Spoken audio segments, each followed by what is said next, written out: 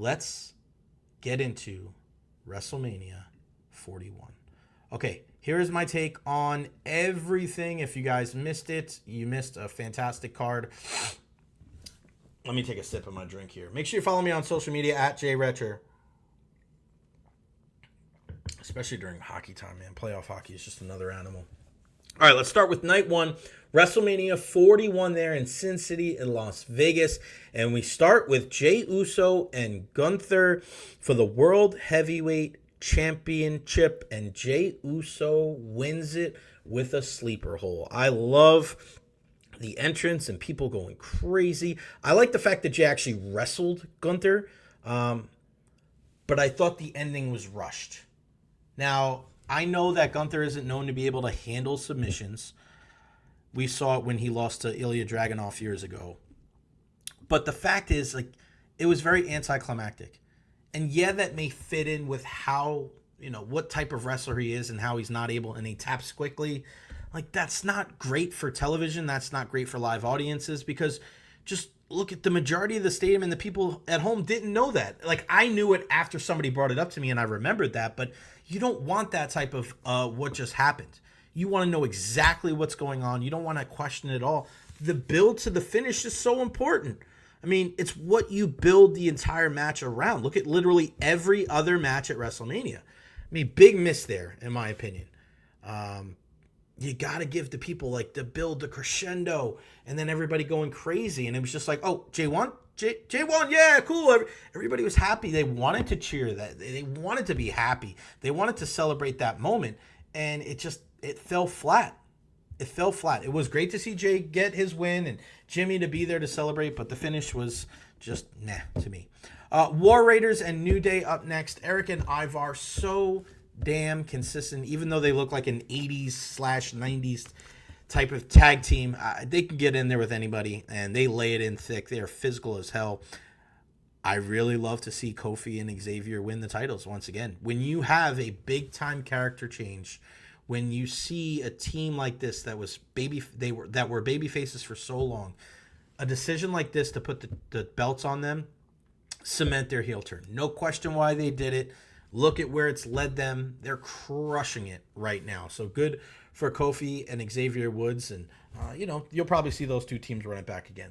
Next up, Jade Cargill and Naomi. This was a huge spot for both of these women. I think they did really well. I was a little hesitant because this is a big spot for Jade without the safety net of, a tag team partner but this match did exactly what it needed to do. Jade had some incredibly strong moves. She picked up the win. I feel like this isn't over. I love heel Naomi. I thought she showed that why she was the veteran, right? That she was able to kind of help and lead Jade through this match. And, when you compare this match to the Tiffany Stratton-Charlotte Flair match, I actually like this one better. I thought they did a better job. I thought they had better flow. I thought they told a better story than Tiffany Stratton and Charlotte Flair, which is a little bit surprising to me. We'll see where the future holds for Jade and Naomi. I'd love to see Bianca get involved with this a little bit, and I think that's why Bianca is getting booed still a little bit. It doesn't help her that she's going up against two big baby faces and Rhea Ripley and Iyo Sky, and more on that match in a little bit. But I also think that people still want to see her have a full heel turn and join up with Naomi and say, yeah, we did this on purpose. Next up, Jacob Fatu and LA Knight. Jacob wins the U.S. Championship. Great call. Fatu way over and an insane athlete. A really solid match between these two guys, but definitely has me thinking, what's next for LA Knight? And when guys lose a mid-card title, it can propel them upward on the card, like we saw with Gunther last year. He loses at WrestleMania to Sami Zayn, Intercontinental Championship in the rear view, King of the Ring, wins the World Heavyweight Championship, and, the rest is history. But I feel like LA Knight is in no man's land right now. Where does he go from here?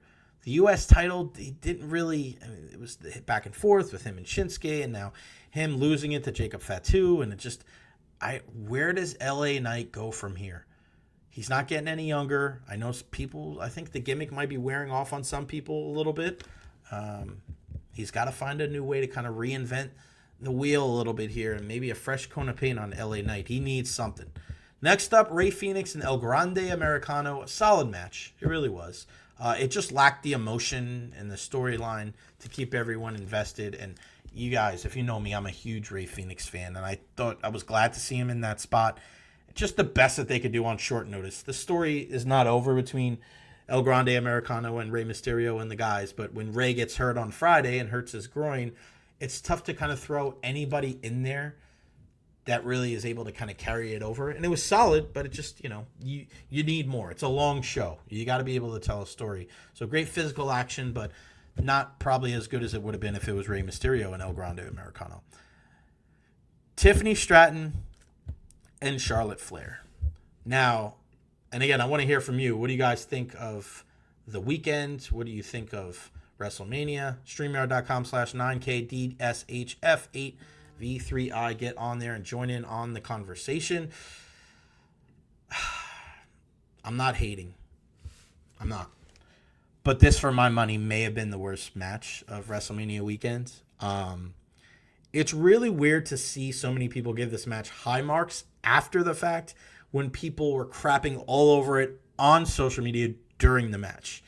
The only other thing that people really crapped all over was the ending of night 2, and more on that in a bit. Charlotte did everything she could to keep this thing together. I just don't think Tiffany had enough ring time to make this thing flow like it needed to. Now, I know Tiffy is young, and I'm not holding it against her. Again, I'm not hating. It's just, this was a big step up for her. And she is going to get better, but I'm just calling a spade a spade. Again, I'm not hating. There were just some weird moments in that match where they looked like they lost the timing, and it looked like more of a dance than a fight. And I also think the lack of distinguishing a heel and a babyface here hurt. It didn't do it for me. And I know I'm not the only person that felt that way. There is it just felt off. And I know Adam, thank you, Adam. Charlotte and Tiff felt a step off. I'm with you. Night 1 main event was the best part of the weekend. More on that here in a bit. But yeah, it just didn't have that right kind of, the ingredients weren't right in the recipe to really have that match take it to the next level. Finally, the main event from night 1, Seth Rollins beats Roman Reigns and CM Punk with the help of Paul Heyman. I hate to say, I told you so, but go back and watch our roundtable from Friday with David Shealy and Eddie and Cena, Corey Long, Matt Matera, JC Allen. There was a great chance that this was going to happen. So even though I wasn't in shock, and I know a lot of people said that this could happen, I'm just so glad that they did it. And then the way that they did it. Everyone got their offense in. Everybody looked fantastic. There was a lot of incredibly close false finishes. Roman flying over the barricade to take both those guys out was a sight to see. I love that Seth tried to get him to do the kind of shield powerbomb through the table, and it looked like they were going to do it, and then he rocked Seth in his face. I thought they crushed it. One of the 2 best matches of the weekends, and I can't wait to see where Seth Rollins and Paul Heyman goes from here. I feel like in the last week or 2, Seth Rollins really came to the forefront. And those of you that kept saying, like, oh, he's the third wheel, you weren't watching the last week and a half. Because the last week and a half is when Seth really was like, all right, this story's about me. And that promo that he cut Friday night on SmackDown, go back and watch it. That to me was one of the best promos of the year, probably in the last couple of years. Sitting there in the ring saying that, oh, yeah, CM Punk loves you guys so much. He didn't come back here first. He went to AEW. He didn't say AEW. He said he went to AEW first. And now he's back here because somebody wrote him a big fat check. I've been here. I've been sacrificing all this time. And everybody just kept Roman this, Roman that, Roman this, Roman that. All I do is sacrifice for you guys all the time. Just like I sacrificed last year when my stepdad was dying of cancer. And I tore everything in my knee. And I was there as a shield for Cody Rhodes to help him beat Roman Reigns. Stop me when I'm telling lies, like CM Punk line, like crush that promo. And I cannot wait to see how his character evolves into like one of the greatest of all time. Like this is his moment. This is a moment that a lot of the second tier guys don't get. And I think you look at like Macho Man and you look at maybe like an Edge. Those are the guys that maybe they were always going to be that 2, right? A workhorse, but always a 2. I think this is the opportunity for Seth to really climb that mountain and be, hey, why am I not in the conversation for one of the greatest of all time? I love it, and I cannot wait to see what happens tonight. And I say one of top two when it comes to the matches this weekend, because the night that started night two, the fight that started night two, Iyo beats Bianca and Rhea. Bravo, ladies. Bra freaking vo. That match was as perfect a match that you're going to see. I honestly think it's, now that I've had time to kind of decipher the whole thing 18 hours later or so, I think it's one of the greatest WrestleMania matches of all time. The fact that these three ladies could be so on point with their timing, their physicality, their facial expressions, everything. They were able to do more with three than like Tiffany and Charlotte were able to do with two. They didn't miss a step. We're going to be talking about that match for the rest of the time. Love that Iyo went over. Hate that Bianca took the pin, because I thought you could have really did something with that undefeated streak. I know she would have lost the match if, Rhea took the pin, but she didn't get pinned, so you could always kind of go with that. I just, fantastic, phenomenal, man. There was just no let up. Night two to me was significantly better than night one, and a big reason why is because the timing, even if you just compare it with the first match in night one with the Jey Uso and Gunther, the timing for everything was great. The entrances were fantastic. And the way that it finished, with hitting the finish and then Iyo coming in with the moonsault, and just unbelievable match, and an A+, no doubt. Damian Priest and Drew McIntyre up next in a Sin City street fight. Now, when it comes to credit, I might give these two guys the most credit. I think it's the most underrated match of the weekend. This match could have fallen flat after an incredible first match. And also, street fights sometimes can get a little wonky. They can do too much walking around, and there's just too much gaga, not enough physicality. I thought that these dudes both delivered in a big way. Drew live tweeting was on brand for him after winning the Slammy for his activity on social media. He did it last year, obviously, as well. Priest was giving Drew all that he could handle, and you don't see that very often. Usually, Drew just towers over these guys, and there's such a clear, discernible difference between the physicality and the power between Drew and whoever he's with. You saw it with Seth, you saw it with CM Punk. You didn't see that with a guy like Damian Priest. And the finish was brutal. The Claymore through the chair, like you saw it, you heard it, you felt it. Again, most underrated match of the weekend. Fantastic job by two pros. That's in a tricky spot. Really tricky spot, and I don't know if many people in the company would have been able to pull off what Drew McIntyre and Damian Priest did. Next up, the Fatal 4-Way for the Intercontinental Championship. This match did not stop. Got a little wonky, I think, at some point where I was just kind of looking around like, all right, what's happening next? The Bronze Spear spot on the table. From one table to the other is another viral moment for him. Poor Carlito. But I wonder, like, at what point, there's a lot of, great spears and a lot of viral moments, and those things will always live on in people's heads. But I wonder if you kind of find that balance where you're overdoing it with Braun, because I think it could hinder him in certain ways, right? If they treat it like the way we saw with Randy Orton with the RKO, then yeah, I think he'll be fine. But I don't want him losing either, right? He's going to be a world champion. So how do you find that balance of still having viral moments, but he's not taking losses? He's taking a ton of losses here, losing his belt to Jey and now losing it once again. I know he didn't get pinned, but I just wonder where you go with Braun Breaker. The future's bright. He's the future of the business. I'm very curious. Where does he go from here? Does he go back to the IC title race? Does he try to maybe challenge Jey for the World Heavyweight Championship? I'll be keeping a close eye on that. Dominic Mysterio, Dirty Dom winning, and the way Dom won was fantastic. Beating Finn with the splash after the coup de grace. He beats his Judgment Day teammate. That is about to be combustible. Only thing I didn't like, it was kind of the same finish as the first match, right? Like Iyo comes in and Dom comes in. It's kind of the same thing. Dom is so over right now. He went from, that's why the best baby faces are guys that you hated for so long. And I know people are like, oh, they didn't really hate Dom. They just love booing him. Nah, people didn't like him. People didn't like Dom because of what he did to Rhea, and there's still some people looking at him kind of like a nepo baby. You're only here because of your dad, which he is, but to his credit, he balled out. And that time when he was wrestling Raw and NXT and SmackDown, he was the North American champion. Like, he really cut his teeth. And right now, he's one of the most entertaining guys. You definitely tune in when Dom Mysterio's on the TV. And I love that he ran back down to the ring to celebrate. That's a babyface move. And his interview after the fact with the post-fight show and getting celebrated by the fans, like that's legit. He's definitely one of the big winners from the weekend. Next up, say his name and he appears. I believe in Joe Hendry. What a great spot for Joe Hendry as the mystery opponent for Randy Orton. I didn't think it was going to be Aleister Black or Rusev, because this guy had to have taken an L.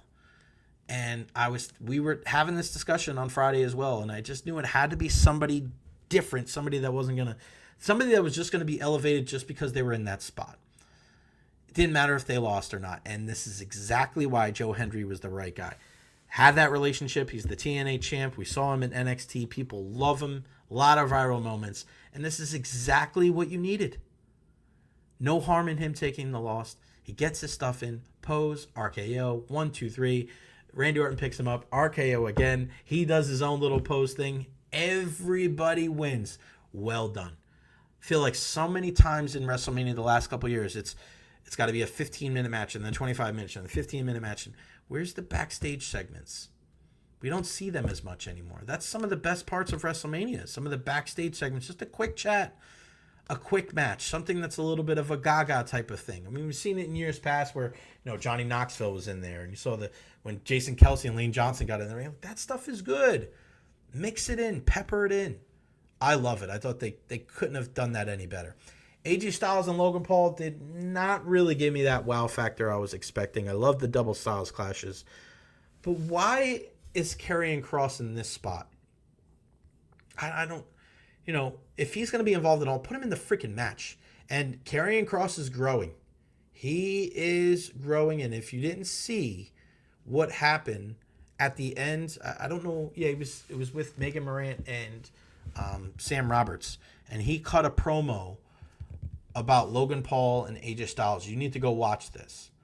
And watching that, it was very reminiscent of when The Miz freaked out on talking smack on Daniel Bryan. And after that, Miz went on that run. He was the world champion again. I think we're in line to seeing Karrion Kross. Maybe they give him the name Killer Kross again. That guy needs to be on TV more. Because I think the biggest winner out of that whole thing was actually what happened after with Kross. AJ and Logan, I love AJ Styles, one of my favorite guys of all time. It didn't have that wow, like, oh my gosh, that we've seen from Logan Paul and AJ Styles matches. I just thought it was slightly off. Women's tag match, I don't like what they did to Bayley here. And Triple H did say in the press conference, like, oh, she's fine. She's a true pro. She's not fine. She's not fine. You're telling me you're taking off a future first ballot Hall of Famer and you're replacing her with Becky Lynch? Why couldn't they have done that with Lyra Valkyria? She already has a title. I think you missed right here, because now all you're doing is you're overshadowing Lyra. She's got 2 belts. That's fine. All anybody is talking about is Becky coming back. Look at the post-match press conference. I thought it was so cute to have her daughter Rue there. That was great, but that was what the whole conference was about. The last question was to Lyra. That was it. Everything was Becky and Rue and doing their thing, which was great, but why introduce these mid-card belts for the girls if you're not going to highlight them? Like, I love that Chelsea's the champion. She didn't fight on the card. Why wasn't like Naomi the champion then, and have her and Jade fight for the belt? That would have made sense. You have so many women on the roster, and you're taking your Intercontinental champion, and now she's the tag team champion. Like, there's way too many women available. I just think you're misplaying your hand here, and you're overshadowing Lyra. I don't get it. I don't get it. I think this is one of the big things that Triple H needs to change. You have to find a way to make these mid-cards. Like, why do you have I think that Jade Cargill and Naomi deserve to have a match at WrestleMania. No doubt about it. But if you're at the point where they have a match and neither your Intercontinental Champion and your U.S. Champion, those belts are not being defended, you're missing the boat. You're missing it. All right, last up, John Cena and Cody Rhodes. So Cena wins, 17-time world champion. The match, and listen, Peter Rosenberg said it himself. He said it was a clunker. And if you have one of your guys that is one of the voices of the World Wrestling Entertainment, say that it's a clunker, that is not good. I don't care what angle you were going for. I don't care what type of story you were trying to tell. The fact that one of the voices of WWE called it a clunker is not good. There is other ways that you could have gone about this to get the desired result. Now, you look at this and say, well, Cena did say he wanted to ruin wrestling. Okay, fine. But I don't know if people were mad. Like, did you evoke emotion? That's what it's all about. It's not always about winning or losing, right? It's about invoking emotion. You want people to be so happy that they're crying. They're so pissed off that they're like, they're so angry. It was kind of, that was it. That's the last thing that you want. You could be pissed that Roman Reigns or CM Punk didn't win in night one, right? But the way that ended, it was like, wow, you're there really happy to see that, or you're pissed off that Paul Heyman turned his back on two of his best friends. At the end of night two, it was like, Cena won. But is that the way they could have done it? Like, he was still getting cheered as he was walking down the ramp, and it looked like he was waving at the crowd or holding in a smile. Why turn him heel if that was the ending of WrestleMania? Why turn him heel if he was going to win the championship and get cheered anyway? How come we didn't see The Rock? The Rock is the biggest star in the world.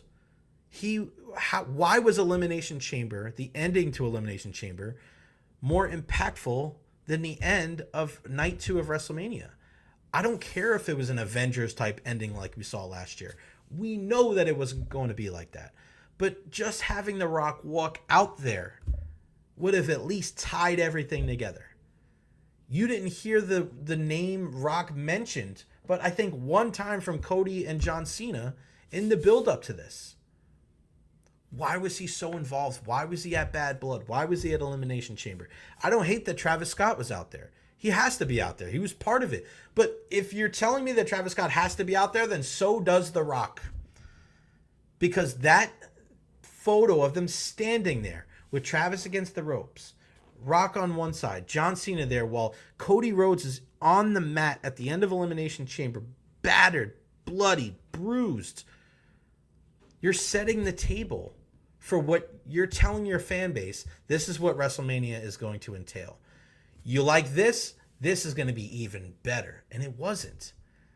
You could have told a much better story and still had Cena win and still piss people off, but just, it was almost like you were insulting people's intelligence. And for this age of wrestling, for a guy like Triple H, who is very cognizant of that, he understands what people are saying.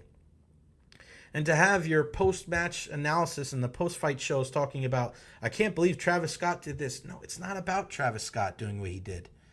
It's about The Rock not being involved. It's about it just being just kind of like a normal 1993 storyline where the ref goes down, the turnbuckle comes off, and then the heel wins. And that's it. We wanted better. We wanted more extravagant. We wanted more over-the-top storytelling, and we didn't get that. Now, John Cena goes in at the end of the night and does his press conference and says he's going to answer questions, and then he says, oh, that's a clickbait question. I'm not going to answer that. Next.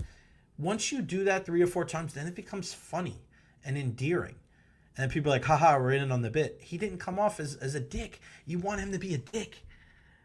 You're missing it. You're missing this whole thing. And again, if you're getting to a point where people are cheering him anyway, or they're laughing at what he's doing because they like the character, you shouldn't have turned him heel anyway.